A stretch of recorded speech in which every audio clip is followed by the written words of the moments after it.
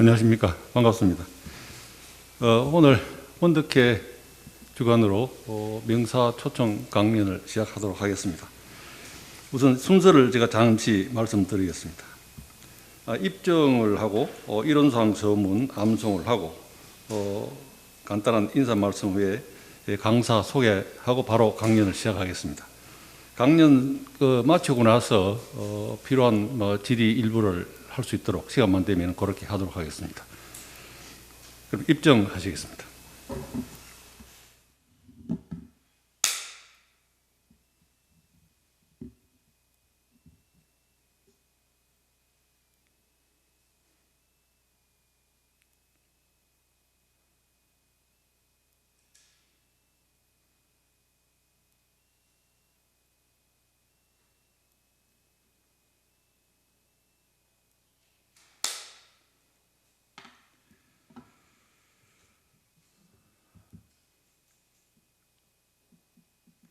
이론상 서문은 녹음된 내용을 제가 방송으로 틀어줄 테니까 같이 암송을 하면 되겠습니다.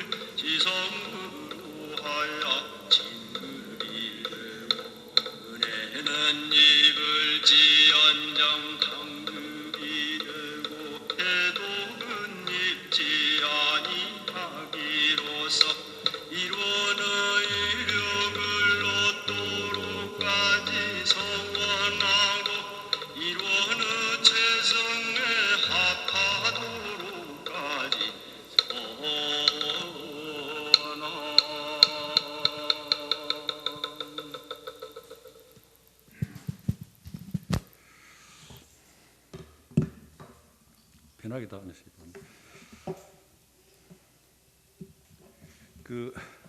저희들이 원덕회가 약 한 2년 이상을 코로나 팬데믹으로 인해 가지고 제대로 모임을 하지 못했습니다. 작년 11월 달에 임시로 교정 원장 오셔가지고 특별히 한 모임 이후에 오늘 사실 강연으로서는 강사를 모시고는 처음 하게 됩니다. 대단히 반갑습니다.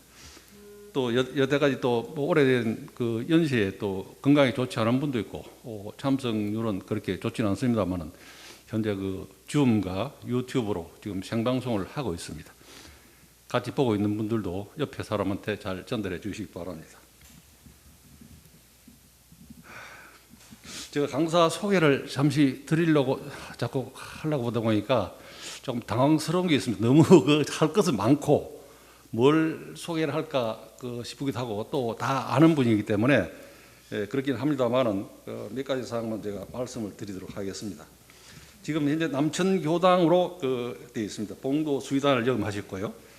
제6차 교원개정 특별위원회 위원으로 활동을 하셨죠. 1913년, 14년도입니다.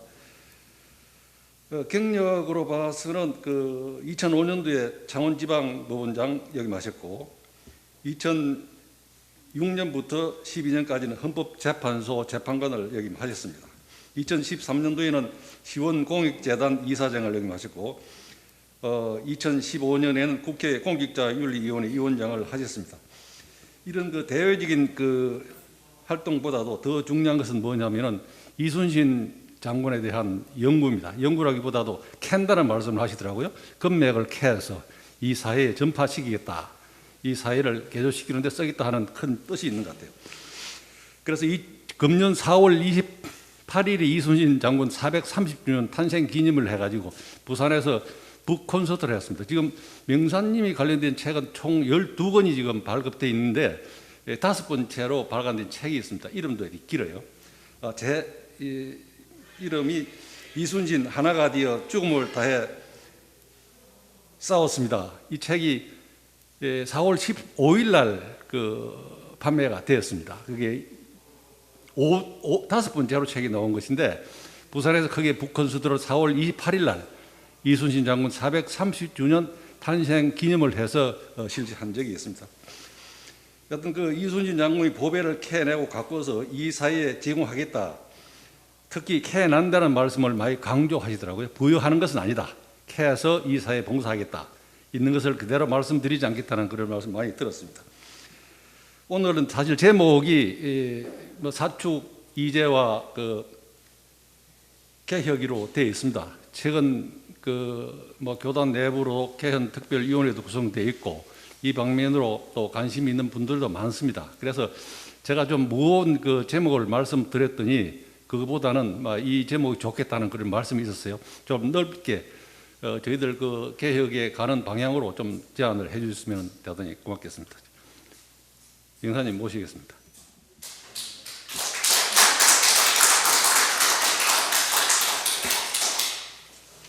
대충 다 아는 분이고 생각도 서로 많이 얘기를 서로 나누는 분들이라서 새삼스럽다 싶은데 그래도 연산 종사님께서 서울에서 개혁에 의해서 마음을 모으고 있는데 자네도 와서 힘을 좀 보태게 하는 뜻으로 받아들이고 오늘 왔습니다. 오늘 내일 걸쳐서 아마 서울 소태산회관에서 수의단회가 열리고 있을 겁니다. 제 집사람이 수의단원이라서 거기 간다고 그랬어요. 제가 이 수의단에서 일어나고 있는 일은 집사람한테 전해 들어서 좀 잘 알고 있습니다. 말해주는 거는 이제 들어서 아는데, 그런데 이제 조금 개혁에 관해서 아직 개혁 기초적 의미에 관해서 우리가 조금 소홀한 것 같아서. 개혁은 전제가요, 이대로 가면 큰일 난다는 거예요. 이대로 가면 큰일 난다는 게 전제가 안 되면은 개혁이 없죠, 그죠? 이대로 가면 잘 돼. 그런데 왜 개혁을 합니까? 이대로 가면은 큰일 나. 우리 교단에서 몇 주 전인가 교도수 발표를 한 적이 있던데 7만인가 8만인가 그렇대요. 100주년 때 12만인가 3만이었는데 다른 데는 몇 백만이에요. 천주교가 400만, 그 다음 기독교가 600만, 불교가 500만. 그런데 우리는 느닷없이 4대 종교 해가지고 들어가 있는데, 죄송한 마음이지만 4대 종교 아니죠. 4대 종교, 그러면은 불공정합니다. 다른 종교에서 보면은 원불교가 4대 종교에 들어간다는 것은 저쪽에서 뭐 다른 수를 쓰고 있다고 생각합니다. 우리도 100만 넘어가야 그래도 4대 종교다 우리도. 그건 좀 부끄러운 일인데 그것도 또 요번에 4할 가까이가 줄었어요. 7, 8년 전에 비해서. 제가 8년 전인가 교원개정특별위원회 부위원장으로서 아주 고비에 당했을 때 서울회관에서 서울의 원로님들 모시고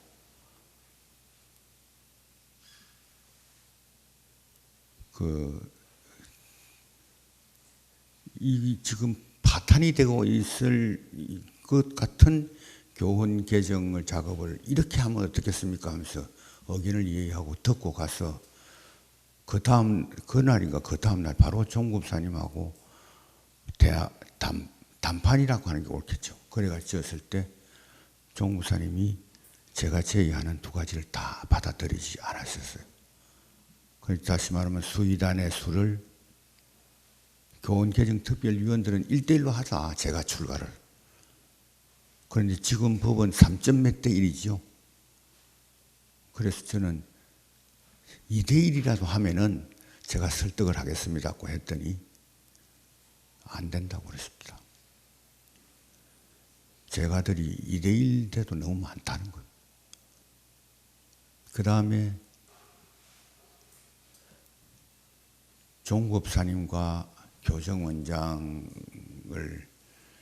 책임 주체와 권한 주체를 분리해서 종급사님은 우리의 정신적이고 신앙의 지도자로서 우리가 받들고 돈 관리니 뭐 모든 행정은 교정원장한테 맡겨서 그분이 책임을 직접 지게 하고 그렇게 하는 것이 제 뜻이라고 안 하고요. 우리 아마 교원개정특별위원들의 뜻이 그렇게 모이는가 봅니다. 이렇게 하니까 종법사가 양 원장 임명권은 없을 수 없어.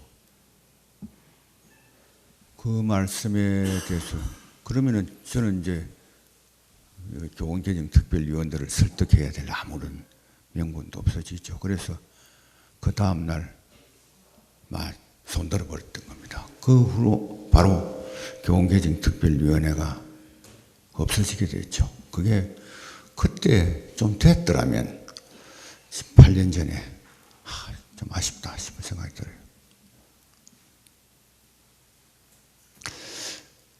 그런데 지금 수의단의 이 특별 수의단이 아닙니까, 그죠? 왜냐면 임기가 3년밖에 안 왔는데 전부 다 보궐선거로 다시 다 들어왔잖아요. 다 사퇴하는 바람에. 이거 우리 역사에 없는 일이죠. 이런 비상적인 상황에 의해서 수의단원이 된 수의단원들이 머리에 비상적인 생각을 못 하시는 것 같더라고요. 그러면은 그분들의 많은 분들이 아직도 5만 년 대운을 막연히 믿는 거예요. 뭐 그럴 수도 있지. 교수를 잘못 발간할 수도 있지. 그걸 가지고 왜 그렇게 스승을 그렇게 겁박을 하고 그러느냐. 그러면은 아예 개혁 작업 안 하면 돼요. 잘 가잖아요. 문제가 없는데. 개혁을 하려고 하면은 지금 이대로 하면 안 된다는 인식을 공유를 해야 되는데 공유가 안 하는 것 같아요. 절대로 성공할 수 없죠. 그러면 마음이 그런데 어떻게 개혁이 성공이 됩니까? 이대로는 못 사니까 살아야 되겠다 할 때 창의성이 나오고 뭐 새로운 제도를 생각하게 되고 어떤 방법이 나오는 거지. 이대로 잘 가는데 무슨 방법이 나올 리가 없죠. 아까도 소개했지만 이수신을 보다 보면 임진왜란을 공부를 하지 않을 수가 없는데요. 1592년이 임진년이 일어납니다. 이수신 장군은 임진년 전쟁이 일어나기 한 1년 2개월 전에 전라자수사로 부임을 해요. 이수신이 부임하는 그날 즈음에 그 달에 조선에서 통신사들이 정사, 부사, 일본을 1년간에 걸쳐서 돌고 옵니다. 와서 조정에 와서 보고가 해요. 한쪽에서는 전쟁은 안 난다. 한쪽에서는 전쟁 준비를 다 해놨더라. 난다. 결단은 누가 내려야 되겠습니까? 선조가 내려야 되겠죠. 아무리 신료들이 뭐라 해도 내려야 돼. 선조는요, 두려웠어요. 전쟁 준비하는 게 두렵다고요. 그래서 무슨 핑계를 대느냐 하면은 지금 난다고 하면은 백성들이 얼마나 소란스럽겠느냐. 그러니 전쟁은 안 나는 것으로 국론을 정리를 합니다. 그리고 심지어 성을 쌓고 있는 것까지도 중단을 시킵니다. 그게 임진왜란 일어나기 1년 2개월 전입니다. 그 달에 이순신은 전라자수사로 부임을 합니다. 국론이 그래 정해지면은 이순신이 어떻게 해야 되겠습니까? 가만히 있어야 되겠죠. 국론에 반해서 무슨 전쟁 준비하면은 그거는 잘못하면은 역적이죠, 역적. 그런데 이순신은 준비를 합니다. 참 정신을 무장시키는 준비를 하고 성을 보수를 하고 해자를 파고 그 여수 진난간 위에 보면은 종고산이 있는데 거기다 봉화대를 설치하고 완벽히 준비를 하고 그 중에서 특히 뭘 준비하죠? 거북선을 준비한다. 거북선을. 이순신이 왜 거북선을 준비를 하느냐 하면요. 이순신의 정보에 의하면은 이순신의 지혜에 의하면은 외적은 총을 쏴요. 우리는 아직까지 활을 쏜다고요. 100m 떨어져서 저수에 총을 쏘고 우리가 활을 쏘면은 활은 멀리 가기는 120, 30m를 갈 수 있지만 살상거리는 7, 80m밖에 안 돼요. 그러면 총은 200m를 가서 살상을 하거든요. 어떻게 됩니까? 우리는요, 활 쏴도 다 죽어요. 이런 전쟁을 해야 된단 말이에요. 그러면 어떻게 되죠? 우리나라가 이 백성이 다 죽게 된단 말이에요. 이순신의 머리에는 뭡니까? 이래 있어서는 안 된다는 거예요. 이래 있어서. 이대로 있다가는 큰일 난다. 우리 다 죽는다는 거예요. 그래서 이순신은 밤낮 그게 걱정입니다. 그래서 야, 총알을 막아낼 수 있는 특수 병기를 생각하는 거예요. 총을 쏘면은 총알이 그래서 이순신이 그 판옥선이라고 하는데 전선을 판옥선 위에다가 이 뚜껑을 닫자. 그러면 총알을 막지 않느냐. 그리고 달라들 때는 쇠침을 쫙 위에 박자. 위에를 막아버리니까 깜깜한 거 아닙니까? 옆에다가 다 구멍을 놓고 거기서 우리는 쏘고 그래서 이 배를 가지고 돌진을 해서 총알을 막으면서 돌진을 해서 적진을 와해시키고 그 다음에 배들이 따라가면 될 수 있다는 겁니다. 생각이 거기에 미치는 거예요. 그러면 다른 장수들 뭐 왕이나 신하들은 다 어떤 그런 생각을 안 해요.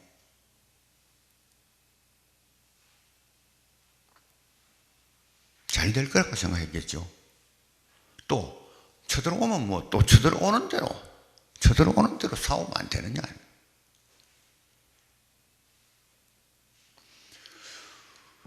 그래 이순신이 거북선을 언제 만들어 성공하는 줄 알았어요? 임진왜란이 4월 13일 날 발발합니다. 외적이 부산에 들어옵니다. 4월 12일 하루 전날 거북선이 완성이 됩니다. 이것은요 이순신의 정성에 하늘이 감화했어요. 이순신은 왜 그런 정성을 쏟았습니까? 밑바탕에 사랑입니다. 사랑. 나라에 대한 사랑, 사직에 대한 사랑, 백성에 대한 사랑. 이 사랑하는 사람들이 다 죽게 생겼단 말이에요. 가만히 있을 수가 없어요. 제가 이순신 떨고 다니는 것도 기분은 이겁니다. 우리가 무슨 목적을 향해서 나아갈 때 그 목표하는 데 대해서 사랑이 없고 사랑이 지극하고 하는 일에 정성만 지극하다면 일은 성공된다는 거예요. 다 그게 없기 때문에 안 되는 거예요. 지금 우리 교단을 위기라고 느끼는 사람이 있다면은 그 느끼고 야 이대로 있으면 안 되겠다. 다 죽는다. 우리가 소멸될 수 있다. 는데 가면은 자기 모든 정성을 다 거기에 쏟습니다. 살리는 데 쏟는다고요. 이수신의 창의력은 그 걱정에서 나옵니다. 교단을 걱정하고 진정으로 걱정하는 사람이 많으면 거기서 아이디어가 나오고 창의력이 나옵니다. 그래서 거북선이라는 것은 국가를 구하는 이수신의 창의성의 발로인데 이 창의성은 어디서 나오느냐? 결국은 사랑과 정성에서 나온다.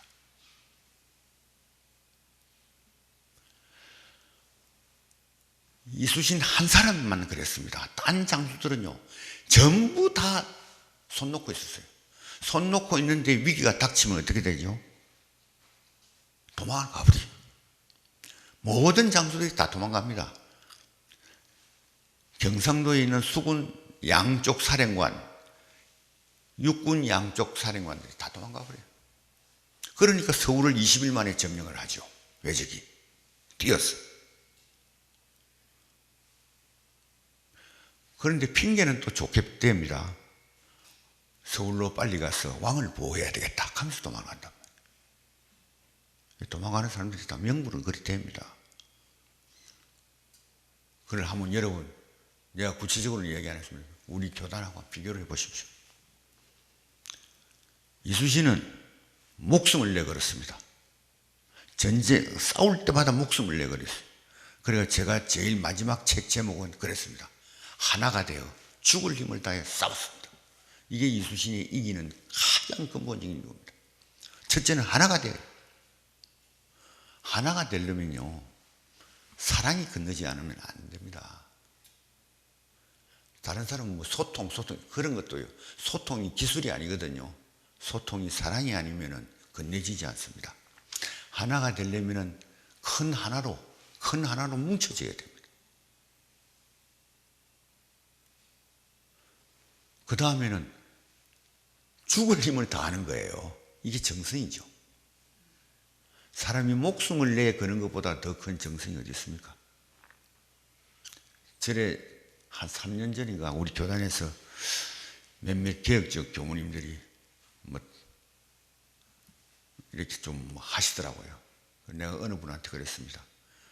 당신 중에서 누가 죽을 거요? 그때 제 마음속에는 이수신 같은 구국의 용사가 있느냐는 겁니다. 그런 정성이 없으면은 그냥 입으로 하는 거 있잖아요. 그러고 뭐 하면서 아무런 힘이 없습니다. 이거는. 제가 이수신 공부를 하면서 뭐 오늘도 새 대통령이 취임하는데 뭐 통합 근데 뭐 그런 말을 하잖아요.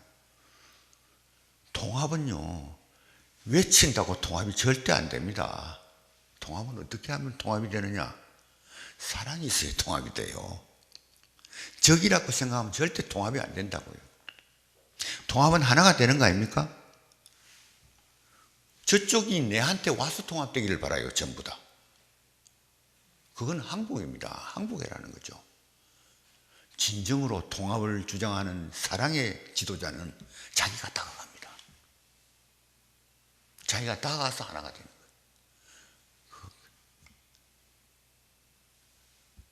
그런 원리도 모르고 통합이 되면 좋겠다 해서 통합을 주장을 한들 통합은 안 되고 낙은 안 하죠. 싸움만 나죠.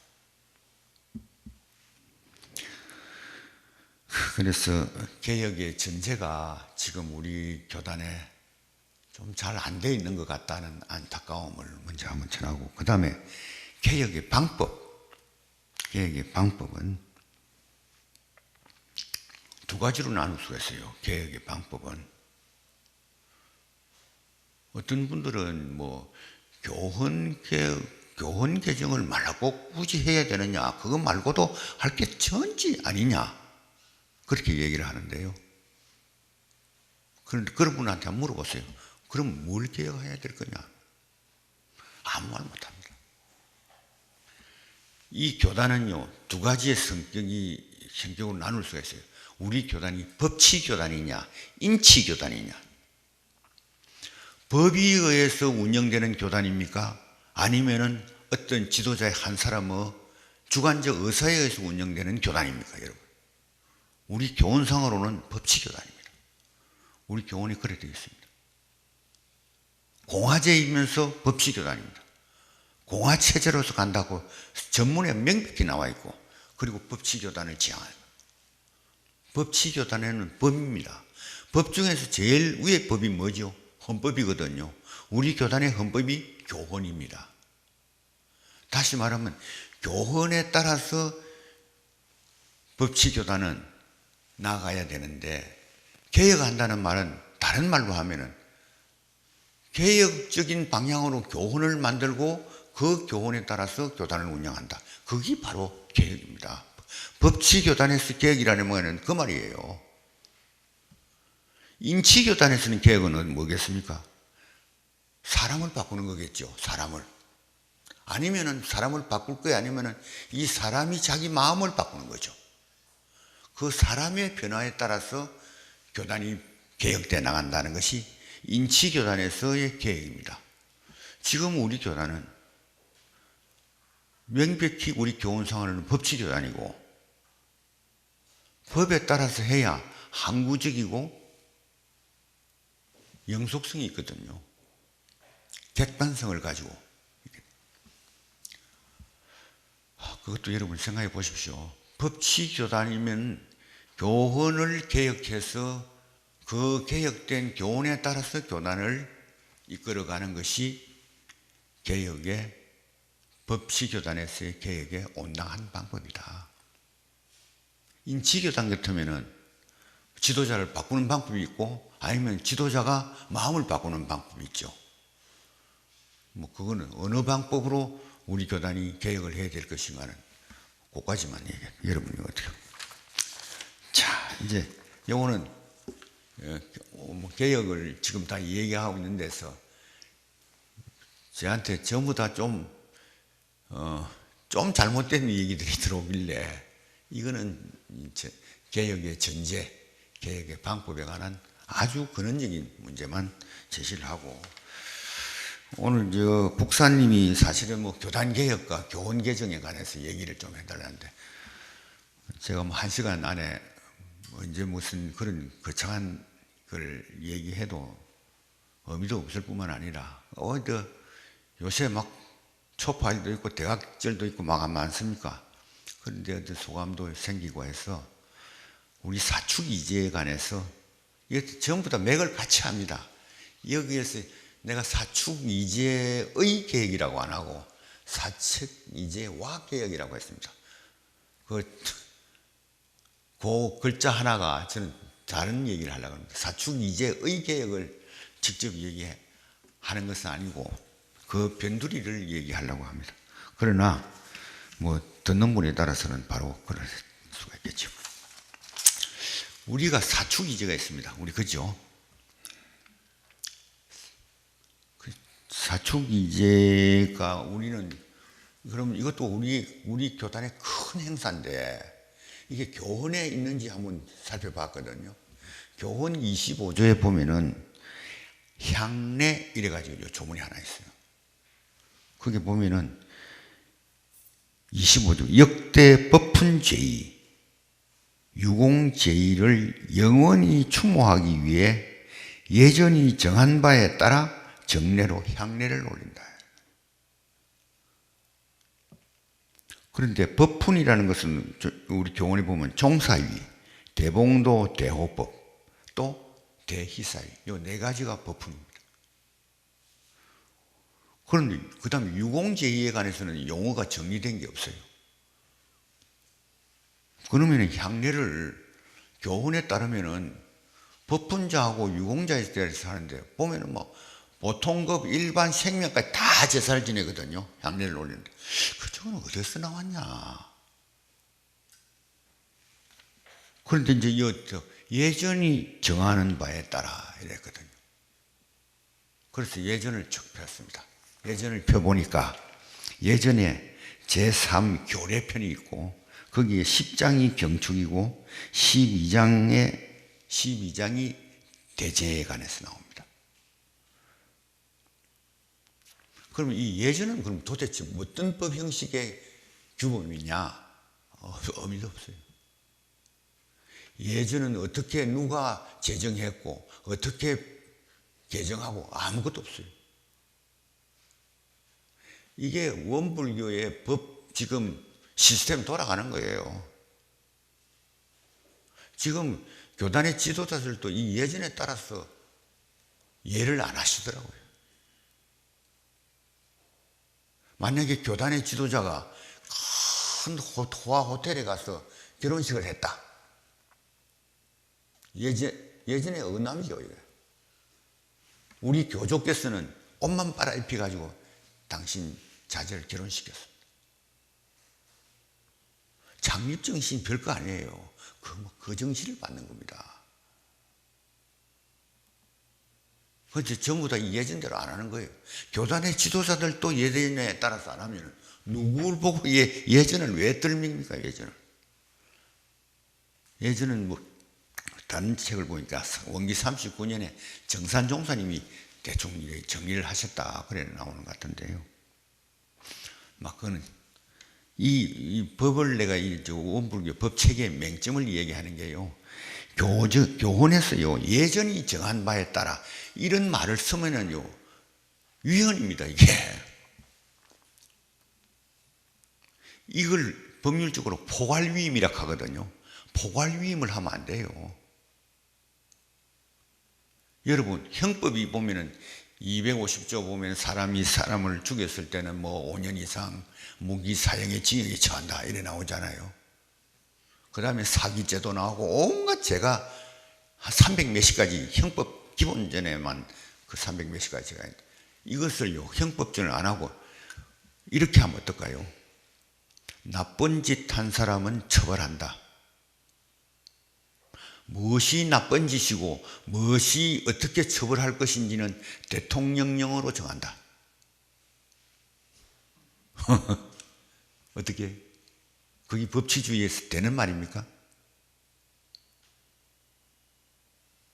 이건 그렇게 포괄위임을 하면은 있으나 마나의 법이 되기 때문에 절대 그거는 무효입니다. 그런데 우리 교훈에 우리 종법사 선출 규정만 딱 하나 볼게요. 종법사 선출은 처음에는요 출가이 이상이 돼야 돼요. 그런데 출가이가 교단에서 없을 때 어떻게 할 것이냐에 대해서는 아무 조문도 없어요. 그 다음에는 보면은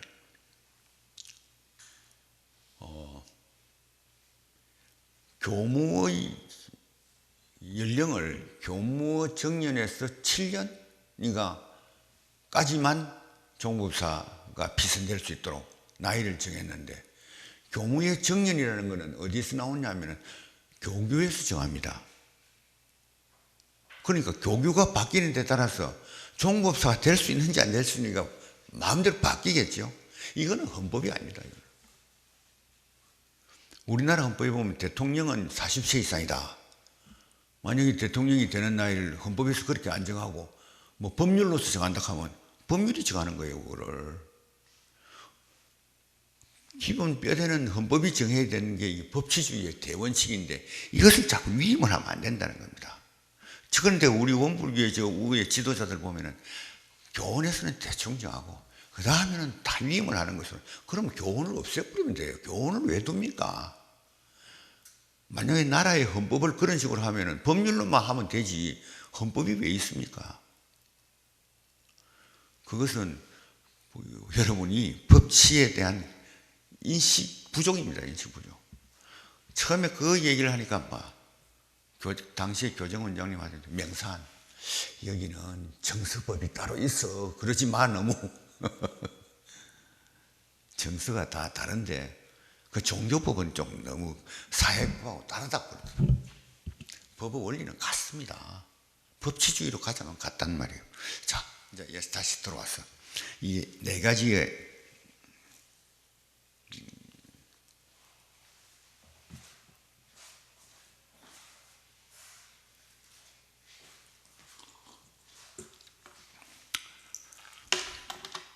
중에 신정절 처음입니다.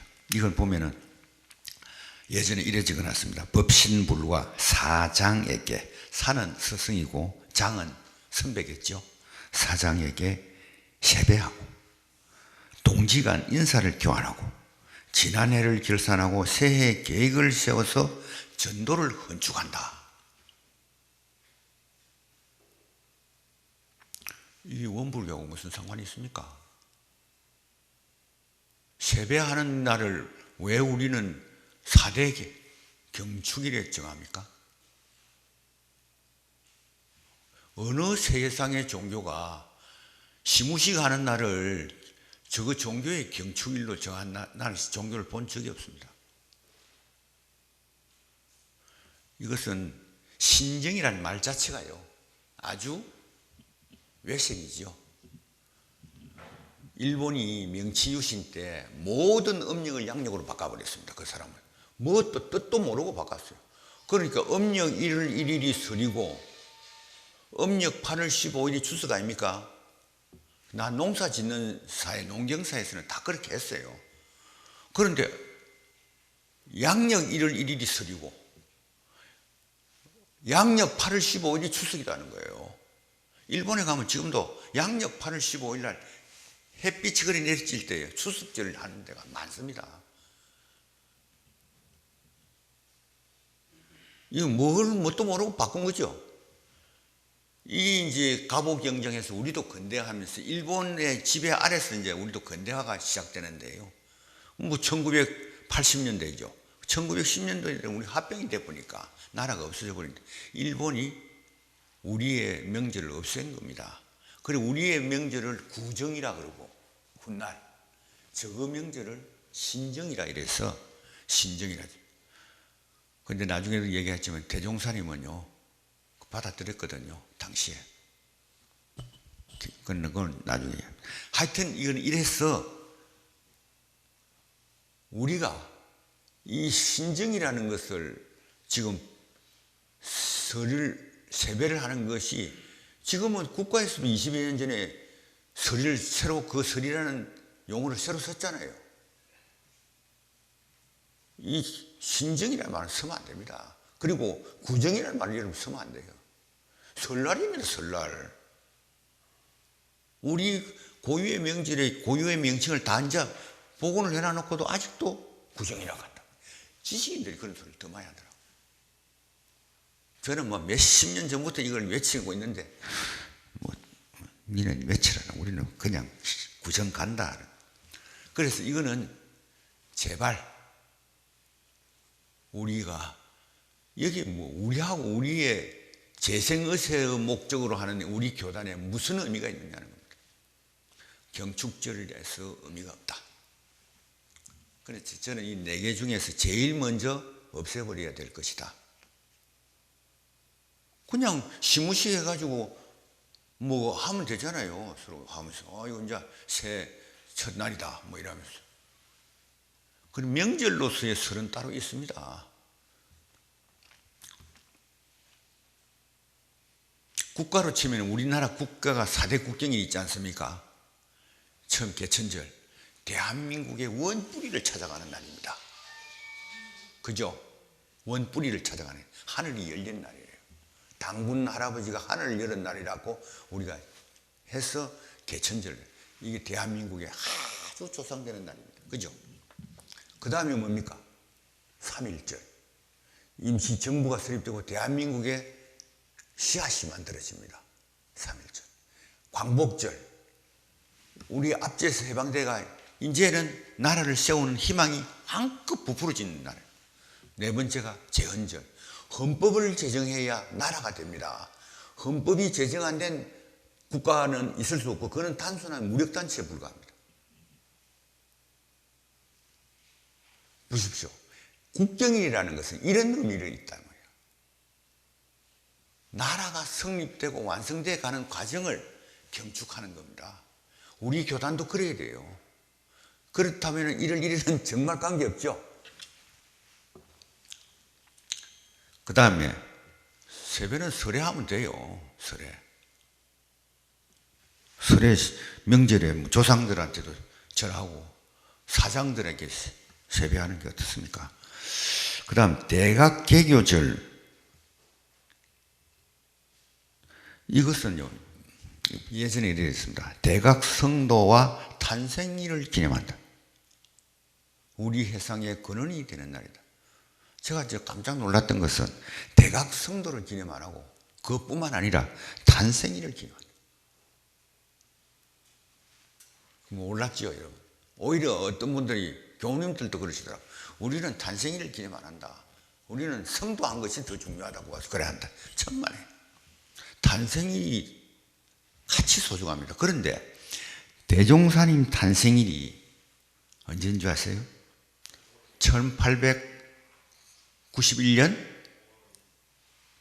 음력 3월 27일입니다. 음력 3월 27일. 그때를 그 100여 년 후로 소급해서 양력으로 환산했더니 5월 5일입니다. 자, 대종사님 그러면은 대각하신 날은 언제냐? 1916년 음력 3월 26일이죠. 그 대각한 해에서는 대종사님이 대각하고 그 다음 날이 당신의 생신이에요. 얼마나 멋져요. 탄신과 대각이 같은 딱 이어져 있어요. 대각절을 새로 우리가 받아들여야 됩니다. 탄생과 대각을. 그걸 5월 5일 양력을 서로 바꿔가지고 4월 28일부터 5월 5일까지를 우리가 축제로 하든지 하여튼 그 해 대각하신 해의 하루 1박 2일을 축하하든지 어떻게 우리가 새로운 제도를 창의적으로 만들어서 정말로 대각절다운 탄생하시고 대각하시는 걸 묶어서 최고의 명절로서 칠 것이 아니냐. 이거에 대해서는 여러분들 다들 찬성해 주시죠. 그 다음에는 석존성탄절.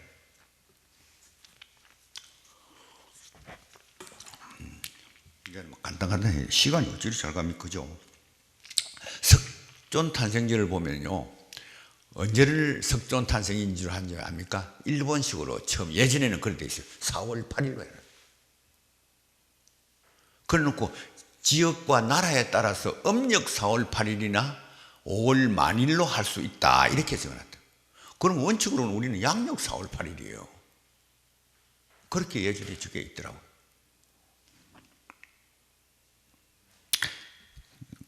이제 다음에 할 건데요. 저는 이 4월 8일은 이제 더 이상 우리가 4대 경축일이라고 할 것이 아니다. 그건 이제 오늘 주제인데요. 그건 이어서 얘기를 하기로. 그건 잠시 하겠습니다. 그 다음에 법인절. 8월 21일입니다. 조금 있으면 이제 법인절이 다가올 건데, 거기는 이래 적어 놨습니다. 구인선진의 백지혈인 법인 성사를 맞춘 날. 이해 없으시죠? 구인선진이 백지혈인의 이적을 낳던 날이다. 제가 하나 물어볼게요. 대종사 10상 있죠?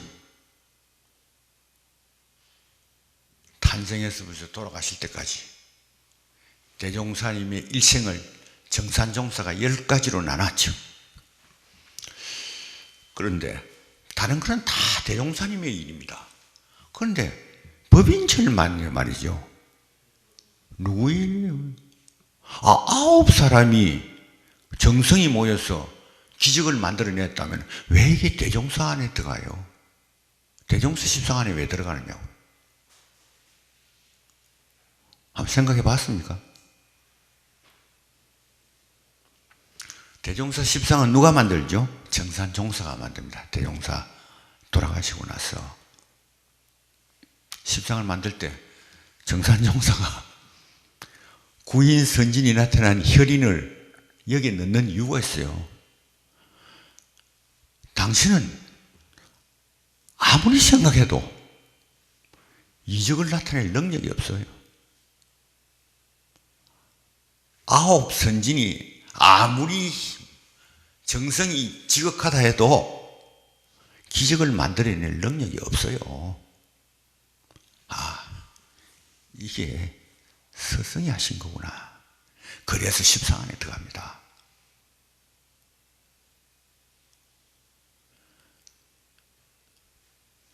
보십시오. 기도를 어떻게 시켰죠? 다 기도 방법 모든 것을 대종사님이 지시대로 합니다. 마지막에 혈인을 본 것도 대종사님이고 물론 제자들에도 보여줬겠죠.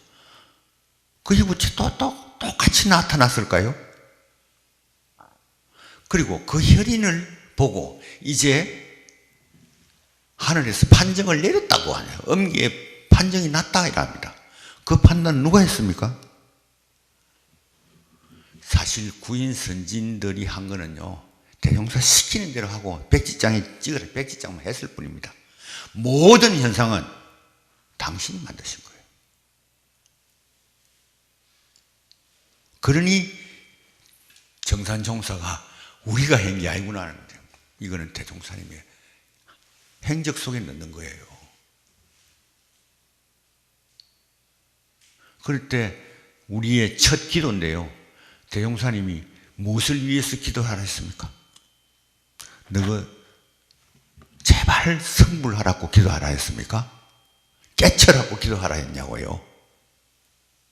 정말 바로 당신 표 말씀대로 물질 만능에 흘러서 이 중생들이 파란 고해를 못 면하니 이것에서 낙원 세상을 만들어내도록 너희들이 힘을 모아라 했죠. 기도의 목적이 거기에 있습니다. 원불교 최초의 기도 목적은 그 목적입니다. 자기 개인의 뭐 성불이 아니에요. 그 다음에 어디에 기도하라 했죠? 뭐 부처님한테? 천지에 기도하라 했습니다. 천지는 바로 사언의 제일 앞에 오는, 여기에 우리 원불교의 정체성이 오롯이 나타납니다. 그러니까 법인절은 정말 소중한 명절이죠. 그래서 대각 탄생일과 탄생절과 뭐 이름을 그렇게 바꾸면은 대각 탄생절과 법인절은 딴 명절하고는 비교할 수 없는 우리의 소중한 명절입니다. 그런데 이 두 가지를 없애버리면 명절 때마다 수입도 좀 있는데, 전에 어느 교무님이 그러더라고요. 내가 초파에 옛날부터 저는 이거 좀 제발 없애라 이래 했는데, 그러면은 아주 옛날에는 우리 개교 기념일보다요 이 초파일 때 훨씬 많이 들어온대요. 이 현실적인 문제를 어쩔 거냐, 그거를 자꾸 우리가 이제 가르쳐라. 그래서 대각절에 저쪽에 하던 걸 다 할 수 있도록 해라. 저는 한 5년 전부터 그래 하고 있습니다. 제 그 봉투 있잖아요, 신정자 지워버리고 초파일 지워버리고 거기에 낼 거는 법인절과 대각절 냅니다. 하여튼 뭐 가만히 말만 하면 안 되더라고요. 내 혼자라도 실천해 봅니다 그냥. 그래 하나를 그러면 두 개를 없앴으니까 하나 좀 더 열면 좋겠는데, 그래 이 큰 명절은요 좀 초창기에 다 나오거든요. 그래 저는 하나 생각이 나갔어요. 하나 더 열면 우리의 진짜 명절이 뭐가 있겠냐 하는 생각을 해봤어요. 저는요 소태산이 정산을 받아들이는 날입니다. 두 분이 만나는 날입니다. 이것은 우리 교단의 혁명과 같은 일입니다. 저는 그것을 날짜를 잡아서 뭐 제우절이라든지 뭐든 좋아요. 우리 교단이 다 대단한 명절일 수 있다. 뭐 개인적인 생각이 그렇습니다. 그 다음에는 이제 대제는요, 대제도 뭐 명절 대제 그렇게 안 해놨고요. 예전에 보면은 본교의 모든 조상을 길이 추모하면다. 그러니 예전에 보면 이제 모든 다 추모한다. 이거는 이제 예전에서만 나오는 거죠. 그런데 아까 봤듯이 교원에서는 예전에 따라라 하니까 이제 또 그러니까 교원하고 예전도 안 맞죠. 교원은 아까 뭐라 했습니까? 법훈제의와 유공제의에 대해서 하는데 예전에서는 다른 소리 하죠. 모든 조상 일체성이 그걸 이제 6월 1일을 6일대제, 12월 1일을 명절대제라고 한다. 그런데 이것도 6일대제는 정말 대제입니다. 대종사님 열반일이죠. 이것도 좀, 그 다음에 12월 1일을 명절대제를 해놓고 보면은 뭐 또 약간 바꿀 수도 있다 해놨더라고요. 그러니까 보통 보면 교당에서는 12월 첫 번째 일요일 날 많이 하시는 것 같은데 이것도 아예 그러면 이거는 이제 잔치입니다. 농경사회에서 추수감사절이죠. 그런 형태로 좀 했으면 이게 이제 법인 특존 탄생절에 관해서 지금 제가 얘기하는 거 빼고는 사축이제에 관해서 지금 현황과 고쳤으면 될 것을 말씀을 드렸습니다. 그러고 이제 시간이 다 됐는데 문제는 이제 오늘 사실은 제가 중심적으로 얘기하려고 하는 것은 우리가 원불교가 불교와의 관계입니다. 원불교에 불자가 들어가는 바람에 정산종사는 이 불자가 깨친다는 각이다고 했지만은 영어로도 원부디즘이라고 하지 원불이즘이라고 안 하거든요. 그 말은 불교라는 것을 영어로서는 그래 나타냅니다. 그리고 우리 교단의 수많은 우 지도자들이 다 불교의 일종이다. 그러면 불교의 한 종파죠. 불교의 일종이면 세불교라고요. 세불교를 누가 인정을 합니까? 불교의 맥이 그대로가 있으면은요, 교조는 역시 석가모니예요. 신교가 뭐 예수가 교조가에서 바뀝니까? 아무리 개혁해도요, 세종교는 될 수 없어요. 세불교는 되겠죠. 그러나 세불교라고 하는 이상 원불교는 발전에 한계가 있다는 겁니다. 그런데 저는 원불교는 새 종교지 새 불교가 아니라고 봅니다. 그것을 어떻게 하느냐?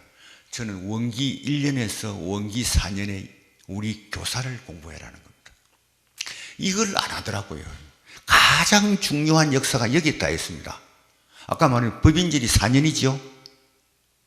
원기 1년에 대종사 대각하신 날 1년에서 4년 사이에 원불교가 종교로서 다 완성이 됩니다. 자, 간단히 보겠습니다. 원기 1년에 대종사 대각을 합니다. 당신의 병진년 생일 하루 전에 대각을 하죠. 그래 모든 의문이 다 풀리고 대각 일성을 얘기합니다. 뭐죠? 만유가 한 체성이요 만법이 한 근원이로다. 저는 여기서 끝나면 돼요. 그 가운데 가는 말은 훗날 누군가가 갖다가 붙여서 대종사님의 승낙이야 받았겠지만은 말은 맞는데 그 쓸데없는 얘기입니다. 그 가운데가 무슨 소용이 있습니까? 만유가 한 체성이고 만법이 한 근원이다. 만유가요 근본점에 가서는 하나다는 겁니다. 하나다는 말은 같다는 거예요. 이게 원불의 진리입니다. 이론의 진리. 우리는요 다 다르지만은 만유가 한 배를 타고 가는 거예요.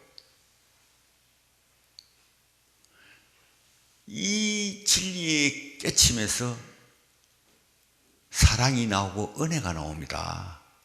하나인데요. 둘로 한번 봅니다.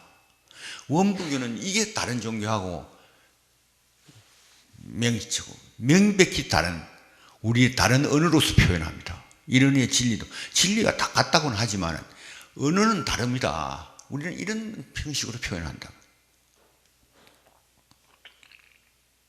그러면서 원기 원년에 당신이 깨친 경로를 생각하고 자력으로 구하는 중 사언의 도움이었다.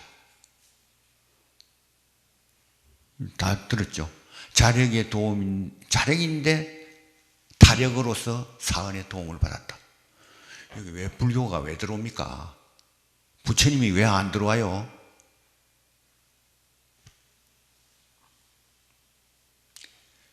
자꾸 우리는요, 불교를 막 해가지고 거기서 원불교를 갖다 붙이려고 그래요. 거기 보면은 불교에도 사중언이라는 용어를 쓰거든요. 그 사중언이 우리 원불교 사언하고 다릅니다. 천지언 같은 거 없어요, 거기는. 우리는 천지언이 제일 먼저 나오는데요. 그래서 대종사님이 원기 원년에 그 법위대전에 보언경축가, 보언하는 게 나옵니다. 보언경축가. 이것을 소홀히 하더라고요, 이걸. 여기 우리의 뿌리가 여기 있는데. 그 다음에 원기 원년에 경전을 다 열람하면서 불법이 참 괜찮다. 내가 앞으로 큰 해상을 만들 때는 불법을 많이 활용하겠다. 석가모니는 성중성이다. 그런 말씀을 하셨겠죠. 그런데 그걸 후세 제자들이요, 불법을 주체 삼아, 주체라는 말을 함부로 쓰는 거예요. 주체 삼아. 이런 진리를 주체 삼지 왜 불법을 주체 삼습니까? 활용하면 됩니다. 불법은 활용의 대상이지 주체가 아니라고요. 활용의 대상은 객체입니다. 이번에도 여러분 4월 초파일 날 예참을 했습니까? 예참 보면 시아, 본사, 석가모니 불 나오죠. 그럼 우리 대종사님 뭐예요? 대종사님 앞에 놓고 시아, 본사, 석가모니 불 이렇게 하면 대종사님은 이런 예의 없는 일을 하고 있다. 우리 교당은 내가 하도 반대하니까 예참을 빼버렸어요. 예참하지 마십시오.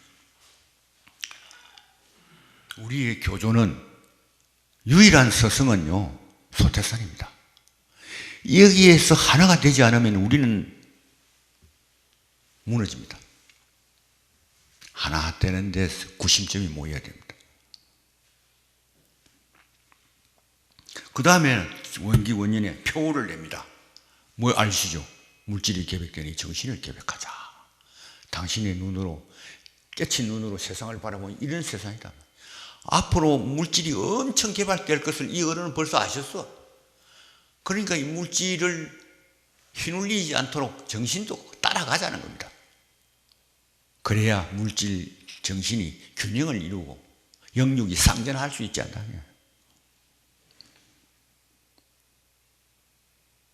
그 다음에 최초 법어를 말씀하십니다. 최초 법어는 뭐 수신의 요법, 제가의 요법, 강자약자 진화상의 요법, 지도인이 갖추어야 해요. 여기에 무슨 불자가 들어갑니까? 최초 법어라는 건 굉장히 중요한 겁니다. 당신이 세상을 바라보는 데서 이 법어를 체험해 나가신다. 그 다음에는 원기 원년에 7월 달에 약간의 신통력을 발휘해서 40명을 제자를 모으고 그 중에서 8명을 해가 8방을 딱 놓죠. 그까지만 하고 그 다음에 이제 이걸 정식으로 단을 만드는데, 원기 2년에 보면은 원기 2년에 법위대전이라는 것을 제자들이 적어가지고 책으로 나옵니다.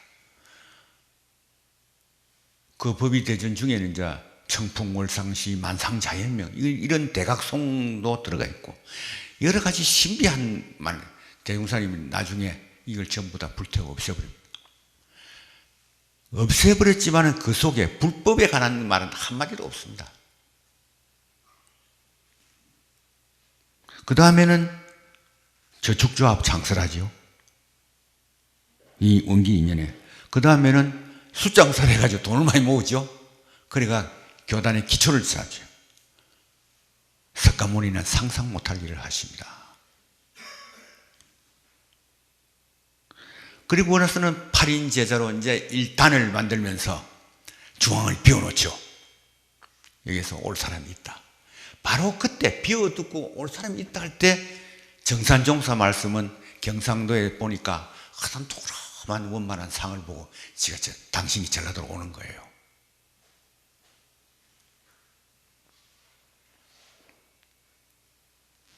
그래서 원기 2년에 정산이 음력 9월에 전라도행을 합니다.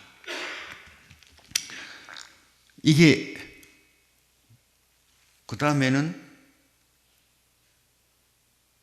원기 3년에 뭐 하시오? 자금을 가지고 방공사를 시작합니다. 방공사는 뭐 다 아시니까. 그 다음에 구관도실이라는 최초 교당을 만듭니다. 구관도실 상량문을 쓰는데요.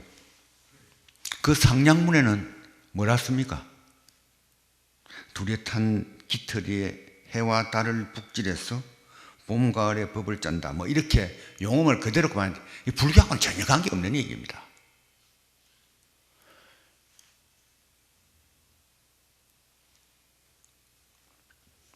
(8월 2일) 날 음력 6월 26일 날 송교가 제자가 됐다고 그래요. 그게 3년에 있었던 큰 일들이고, 이제 원기 4년 되니까 3월 26일 날, 그때 나라에서는 3.1 운동이 일어날 때인데 대종사님 3.1 운동 같이 안 합니다. 당신의 눈은 동학이 그런 식으로 일을 하다가 전부 다 죽는 걸 보셨거든요. 이거 아니다는 거예요. 다른 어떤 정신적으로 살려내는 방법을 당신은 강구하시. 그렇게 한 게 법인 기도입니다. 그래서 법인 성사를 놔두죠. 그런데 이제 원기 4년 하순에 들어가면 이런 말이에요. 이 저축조합을 10월 달에 연말 다 냈습니다. 불법연구회라고 이름을 바꾸고 월명암의 행차에서 백항명 스님하고 교우를 맺고 정산을 월명암 상자로 보냅니다. 보내면서 불경은 보지 마라 하고 보내죠. 그 다음에 원기 5년에 4월 달에, 원기 4년까지는 이제 끝났죠. 원기 5년에 교강을 발표하는데 삼강령 8조목입니다. 이때도 삼강령 8조목이 불교의 삼강령이라고 했지 삼학이라고 안 했어요. 그런데 우리는 전부 원불교 삼학은 불교의 삼학이다. 순수도 달라요. 저기는 개정해지요. 불교 삼학은요, 계를 지키는 가운데서 정에 들어가서 출정함으로써 깨침을 얻어 대지혜를 얻고 그 지혜의 밝음으로써 중생계를 벗어난다는, 해탈하는, 이게 성불입니다. 그리고 나서는 다른 중생들한테도 이 법을 해서 해탈하게 하는 재중이죠. 이게 불교에서는 성불 재중인데, 대종사님은 우리 교단의 목적을요 분명히 했습니다. 재생의시라고 했습니다. 만생령을 구하고 세상을 구하는 거예요. 세상을, 병든 세상을 구하는 것이 이 어른의 꿈이었어요. 그런데 자꾸 그러니까 원불교는 대성불교다, 뭐 소승은 아니니까 대성, 왜 자꾸 불교에다 갖다 붙이려고 하는지 몰라요. 아까 말한 그 사중원이 있다, 우리도 그 사중원이란 말 썼다. 저는요, 이 원기 5년부터 4년 말부터요, 대종사님이 불교 옷을 입습니다. 저는 그래 봅니다. 불교 옷을. 왜 옷을 입냐면, 이 평화의 성자는 일본하고 싸우기가 싫어요. 순사들 앞에서도 고개를 숙이시는 어른입니다. 일본하고 싸울 필요가 없는 거예요. 왜 그러냐면 일본을 일종의 태풍이라고 본 겁니다. 저게 언젠가 망하는데 곧 망한다고 본 거예요. 곧 사라질 일본하고 서로 힘으로 부딪히면 우리 다 죽는다는 거죠. 그래가 얻는 게 뭐가 있습니까? 태풍이 오면 어쩝니까? 문 딱 닫고 가만히 있으면 돼요. 태풍 지나갈 때 문 열고 다시 맑은 공기 받아들이면 되거든요. 당신은 일본이 곧 사라질 건데 왜 저 무력하고 우리가 충돌을 하느냐는 겁니다. 그래서 우리 뭡니까?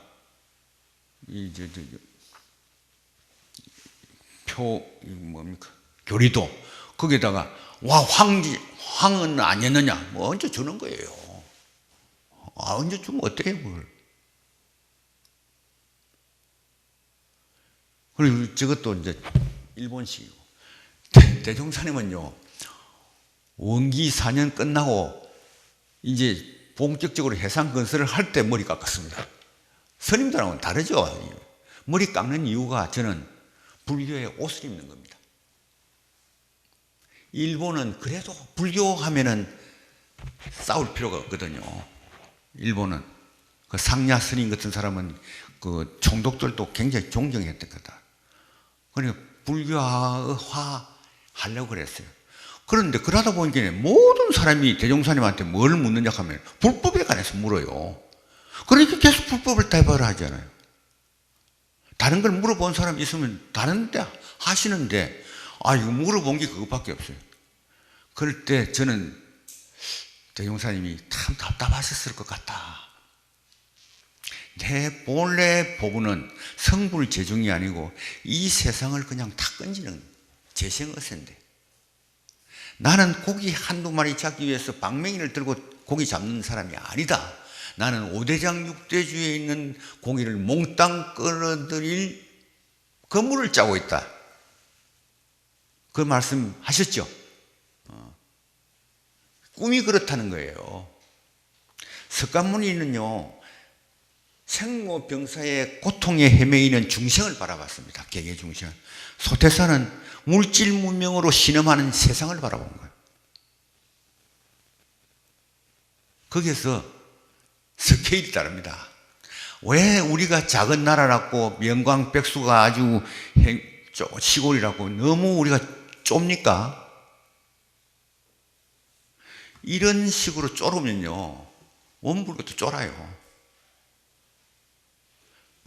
그러니까 이런 말을 저는 이제 하나 전에 한 10여 년 전인가 듣고 깜짝 놀란 일이 있는데 대종사님을 칭견한 어느 선진이 이런 얘기를 했더라고요. 그 법률신문에. 그래서 무슨 이 얘기를 끝에 대종사님이 안타까워하시면서 아마 다른 성자들이 뭐 어떻고 해가지고 얘기를 했나 봐요. 야야, 이 세상에서 은을 먼저 내세운 성자가 있더냐? 오죽 답답하면 그 말씀을 하시겠어요. 은을 내세운 성자가 있더냐?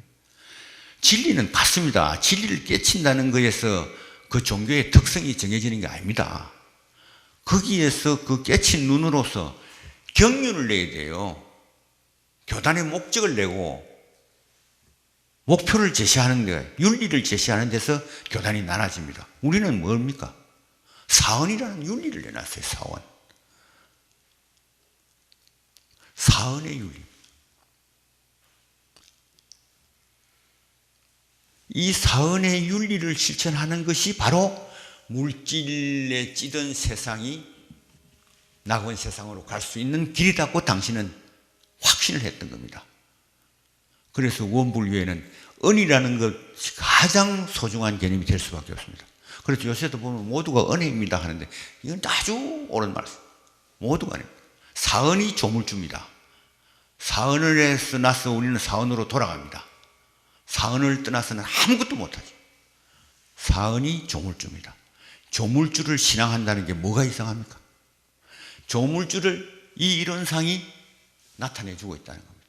이론상을 바라볼 때 한 단계 지나서 사언을 바라봐야 되고 또 한 단계 지나면 만유를 바라봐야 됩니다. 그것이 만유가 이렇게 모여서 하나의 점에 궁극의 하나의 점에 갔을 때 그 점이 뚜렷한 하나의 깃을 이루는 것이 이론상.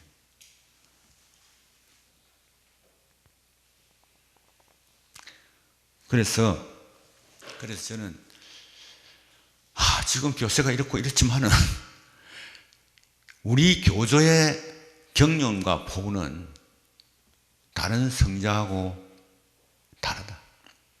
엄청 크다. 그 표지는 사언이다. 그러면 사막은 뭐요? 사막은 사언을 실천하는 법입니다. 우리가요, 우리 원불교는 생활을 떠난 법이 아닙니다. 생활을 떠난 법은 우리는 죽은 법이라고 합니다. 생활 속에서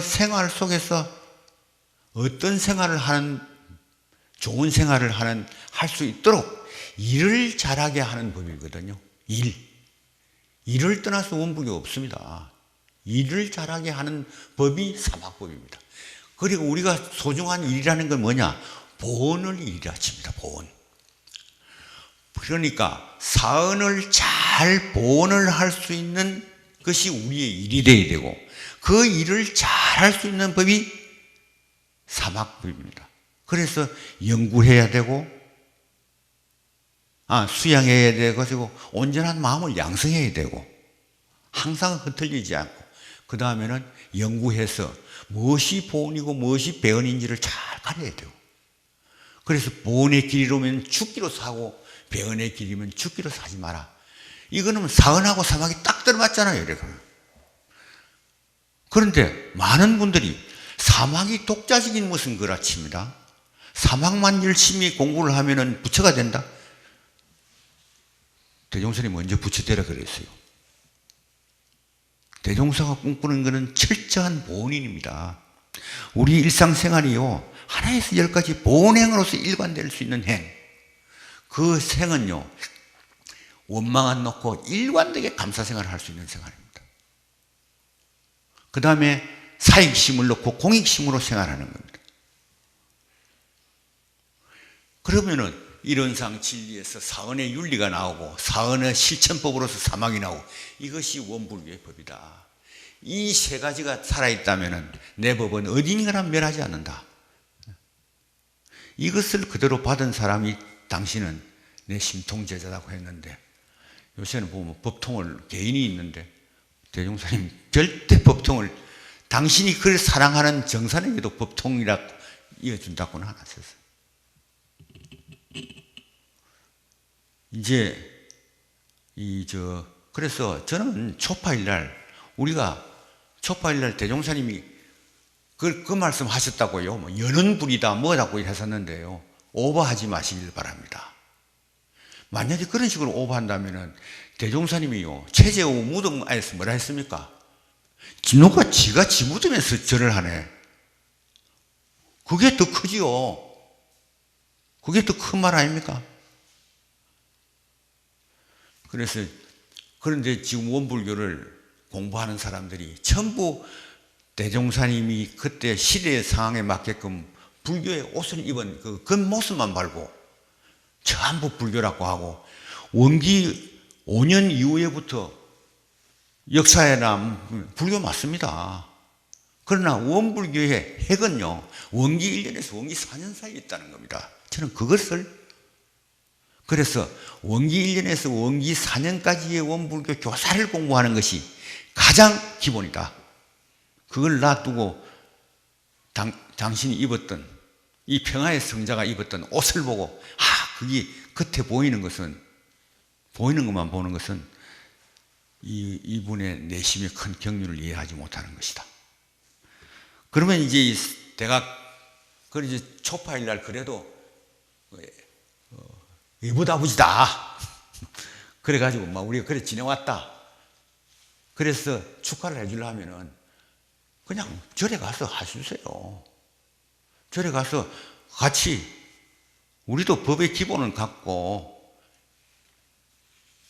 대종사님이 대종경에서 설하신 내용도 불법에 관한 것이 너무 많다 보니까 그렇게 하는데, 무엇이 금이고 무엇이 옥인지를 우리는 이제 제대로 구분을 해야 되고, 대종경 속에서도 정말 대종사님 경륜이 나타나는 법문도 있는가 하면은 그 사람에게 해당되는 어떤 법문도 있거든요. 그렇게 보면은 우리가 이제 사축이제를 어떻게 그 무게를 따로 두어야 될 것인가 하는 것을 이제 좀 그런 대로 정리가 되셨을 줄 압니다. 시간이 많이 지나니 15분이나 더 오버를 했습니다. 여기서 마치고 이제 여러분하고 이야기를 나눠보도록 하겠습니다.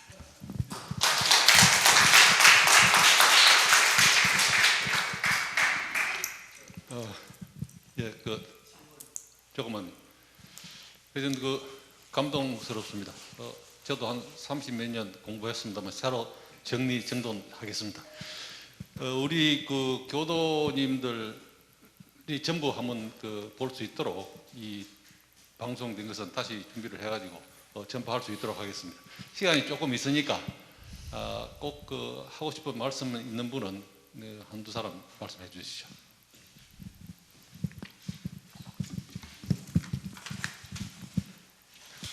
오늘 명사님 강의를 듣고 나니까 아주 속이 후련합니다. 또 한 가지는 우리 명사님 같은 분이 우리 교단을 이끌어 간다 그러면 정말 바른 방향으로 갈 텐데 내가 왜 이렇게 깝깝한 생활을 하고 있는지 모르겠다. 왜 잘 나가다가 3,000%로 빠지세요? 아니, 그런 생각을 다시금 했습니다. 정말 아주 저는 원기 46년에 이제 서울교당에 와가지고 지금 62년째 다니면서 정말 감동받는 말씀 중에 하나를 오늘 들었다 이런 생각을 합니다.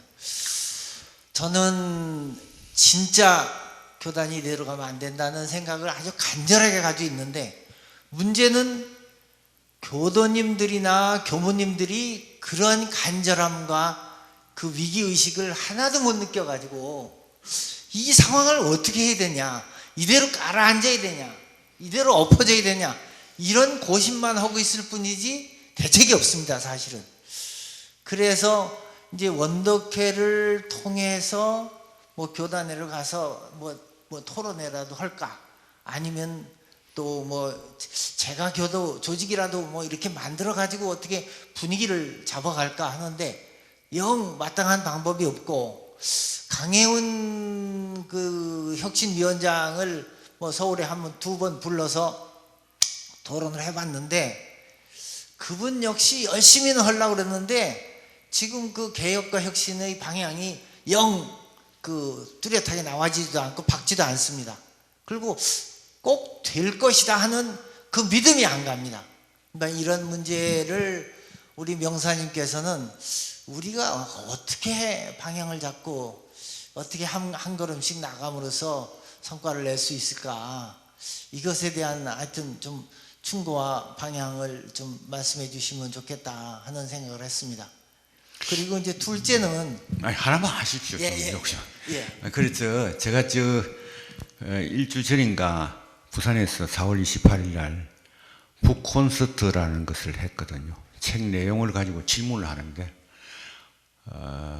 질문이 굉장히 다 사회하는 사람하고 저하고 미리 좀 의논을 했습니다. 이런 질문을 해야 내가 답하는 것도 여러분한테 제대로 시간을 뺏는 게 아니다고 그래 해서 했는데, 그때 이제 마지막 질문을 어떤 분이 하냐면은 지금 우리 세상이 너무 혼탁하고 너무 우리 백성들의 삶이 힘든데 이때 혜성과 같이 이수신 같은 사람이 나타나서 이 사회를 좀 건져줬으면 싶다. 그것이 그럴 수는 없다고 보느냐. 비슷한 말씀이죠. 혜성과 같은 사람이 우리 교단에 나타나서 교단을 착 정리하고 재생의세를 향해서 힘차게 나갈 수 있도록 좀 해줄 수 있는 거였어요. 그래서 제가 답은 그랬습니다. 도산공원이라고 있습니다. 있죠? 도산공원에 보면은 안창호 선생이 빈문이 있습니다. 혹시 보셨는가 모르겠는데 입구에 이런 말이 있습니다. 왜 세상에 사람이 없다고 한탄하느냐? 너가 왜 그 사람이 되지 않느냐?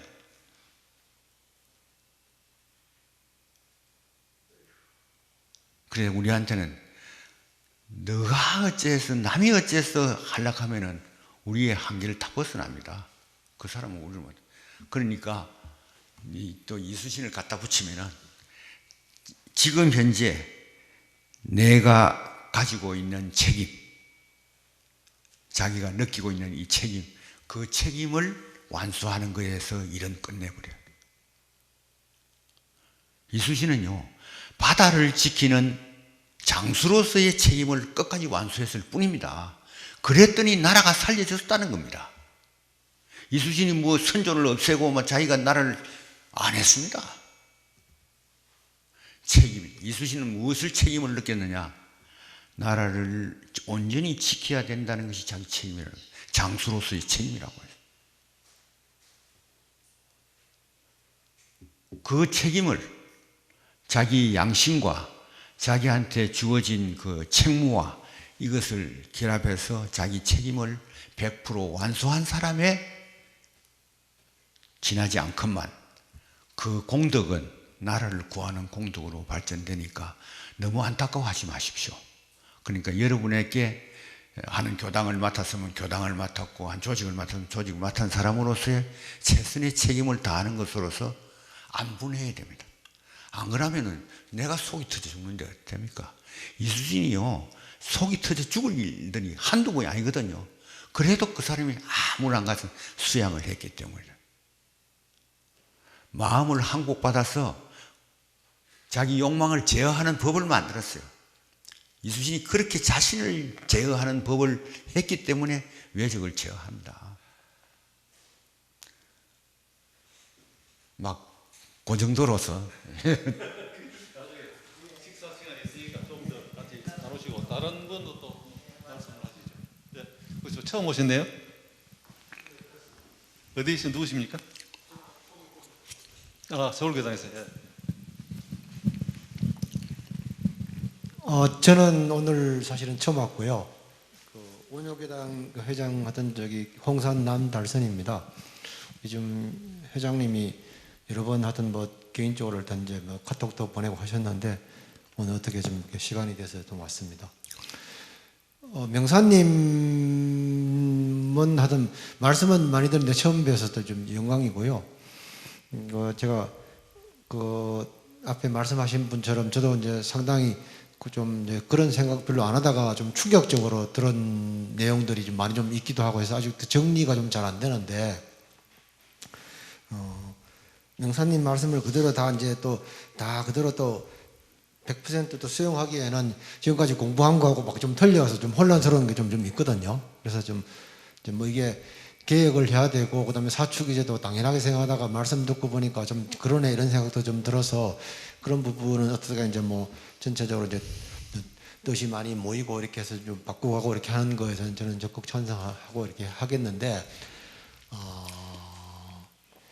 저기 대종사님께서 정산 종사님을 만나면서 성공이 이제 여기부터 비롯됐다 이렇게 하시고, 그다음에 정산 종사님도 내가 마음으로 거론하고 그게 이제 완전히 통하신 걸로 또 말씀을 하셨기 때문에 이제 만약에 그게 이제 이 4년까지는 그냥 이게 이 원불교라는 용어 자체도 없었고 그렇기 때문에 이제 적지만 4년 지나서 상황이 이렇게 되니까 이제 불교라는 일단 뭐 용어도 쓰고 이제 옷을 입었다고 하면 제자들한테 그 얘기는 차마 다 못하더라도 이제 심통이 되시는 정산 종사님께는 그런 말씀을 하시고 해방 이후에 새로 하실 때쯤 되면은 이게 불자하고 연관시켜서 꼭 하지 마라 이런 말씀 하실 수 있었을 건데 왜 그걸 못 하셨나 이런 생각이 좀 들거든요.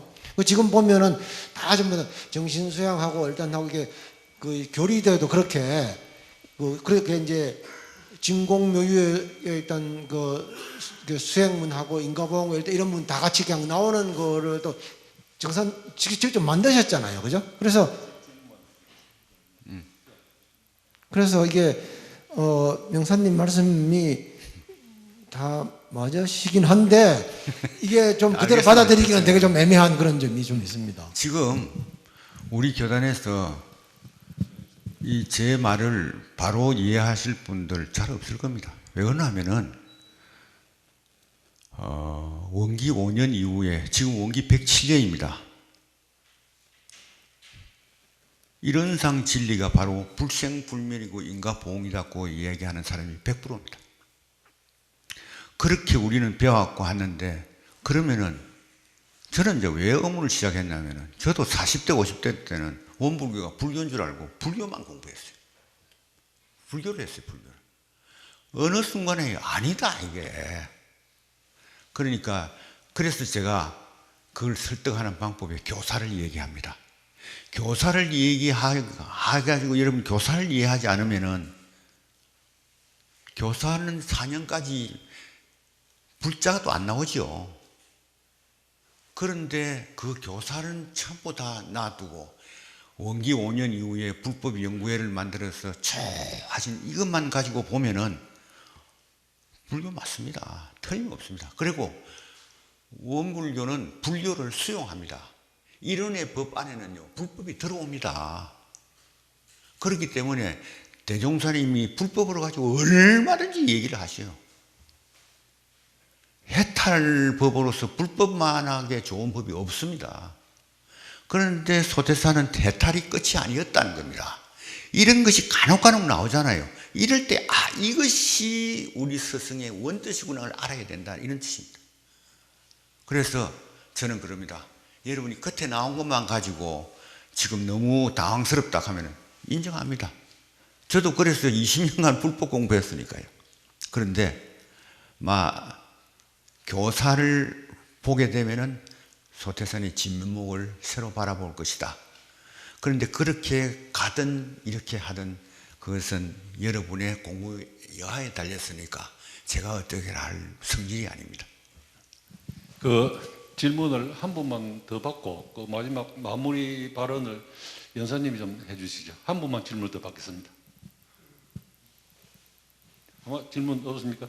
법사님 질문 멀리서 오셨는데. 네. 영산 김준경. 지금 법사님께서 말씀하신 것이 좀 오해의 소지가 있어서 제가 좀 잡아드리려고 마이크를 잡았습니다. 지금 강혜원 교우님이 특별위원장을 맡고 계시는데 그 종법사님께서 수의단을 새로 뽑고 새로 수의단을 뽑기 전에 특별위원회를 만들기로 이렇게 말씀이 계셨어요. 그랬는데 그 끝나자마자 그냥 수의단회를 해체하고 그냥 가려고 하는 찰나에 그 강혜원 교무, 김성영 교무, 최소영 교무 세 분이 종법사님을 찾아뵙고 수의단 선거가 끝나면 특별위원회를 구성하기로 했는데 이대로 끝나면 안 됩니다 해가지고 특별위원회를 만들었어요. 그래서 지금 그 특별위원회를 만든 것도 이게 자연적으로 이게 스스로 이게 되어진 것이 아니라 몇몇 사람의 뜻에 의해서 어떻게 보면 억지로 이게 만들어진 거예요. 그렇기 때문에 이것을 추진하는데 굉장히 그 사람들이 어렵습니다. 그래서 지난번에 서울에서 법사님 우리 또 원덕회에서 주축이 되어서 그 사람들이 일하는데 문열을 해주기 위해서 우리가 회의를 세미나 같은 걸 했죠. 그 힘을 받아가지고 했지만은 지금도 굉장히 그걸 꾸려나가는데 힘이 들고 있어요. 그래서 제가 교도님들께서 특히 이것을 나는 아까 하신 대로 말씀하신 대로 영사님께서 말씀하신 대로 정말로 이것을 안 하면 안 되겠다고 하는 절실한 것이 있지 않으면 이게 하기 어렵다. 그래서 지금 그 특별위원회에서도 죽기 살기로 하고 있지만은 그 방해 요인이 굉장히 많습니다. 그렇기 때문에 우리가 여기에서 그런 오해의 소지는 없이 그 사람들이라도 몇 사람이라도 그것을 잡고 일하고 있기 때문에 제가 뿐만 아니라 출가들이 물론 해야 되겠지만 이번에는 제가 좀 힘껏 좀 추진해서 마무리가 될 수 있도록 우리가 특별위원회를 지원해야 되겠다는 생각이 들어집니다. 이상입니다. 자, 그러면 저는 마치겠습니다. 감사합니다.